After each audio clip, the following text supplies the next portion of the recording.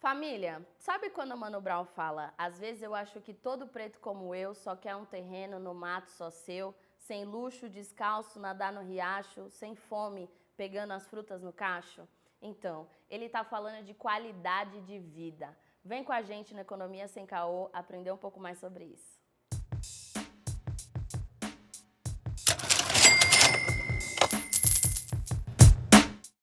Parece que o mundo finalmente acordou e agora as pessoas querem e estão olhando com atenção para a questão racial. Diferente do que tentam vender, a questão racial ela é muito mais profunda do que uma questão meramente estética. É muito importante a gente entender que o racismo ele foi extremamente funcional para o capitalismo em nível mundial. O que significa isso? Significa falar que o componente racial foi muito importante para a formação da economia tal como a gente conhece hoje. E é por isso que a gente vê que essa é uma questão que não é só uma questão do Brasil. Ela existe nos Estados Unidos, ela existe na Europa, ela existe em vários países da América Latina. O racismo, como disse muito bem o Silvio de Almeida, é uma questão estrutural. Mas como é que as pessoas negras no século XXI devem elaborar essa questão?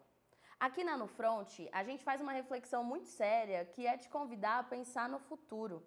Uma das coisas que a gente percebe é que o genocídio, ele acaba minando e exterminando as nossas perspectivas de futuro, de envelhecer. Quantas famílias negras você conhece que transmitem patrimônio há mais de 3 gerações, pelo menos? E eu não estou falando de milhões, eu estou falando de um terreno que a sua avó conquistou, que passou para a mãe, está passando para a filha, ou então de um carro, de uma casa. A gente precisa olhar para isso, porque senão a gente vai continuar patinando do ponto de vista da questão racial.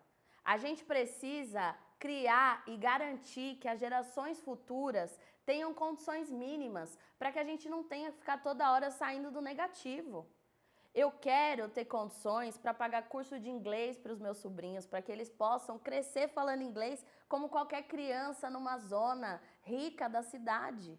É importante a gente pensar que o empoderamento negro, ele vai para além do orgulho estético que a gente tem por ser quem a gente é.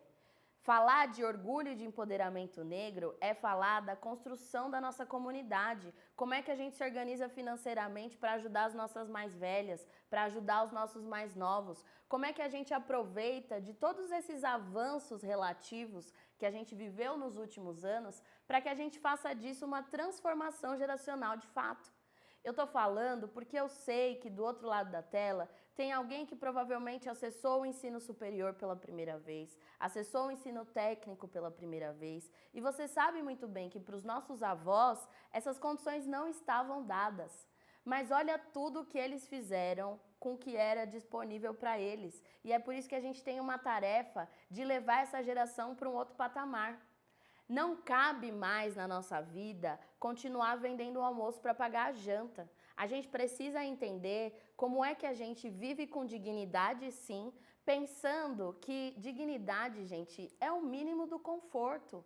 Não entenda como ostentação você ter o mínimo de dignidade, você ter um lugar para morar e uma roupa para vestir. Tudo isso é o mínimo do direito humano. A gente não pode deixar, e essa é uma construção do racismo, achar que a gente tem que viver na subhumanidade, que a gente tem que viver sem dignidade, que a gente tem que sobreviver. Você nasceu para ser feliz. Os nossos ancestrais lutaram muito pela nossa liberdade.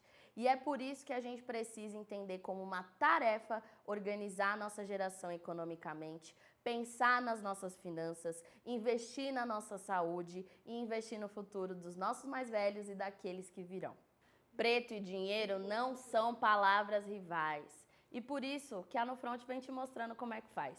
Se inscreve no canal, curte, compartilha e comenta, espalha essa palavra para geral, porque a gente vai mudar essa realidade.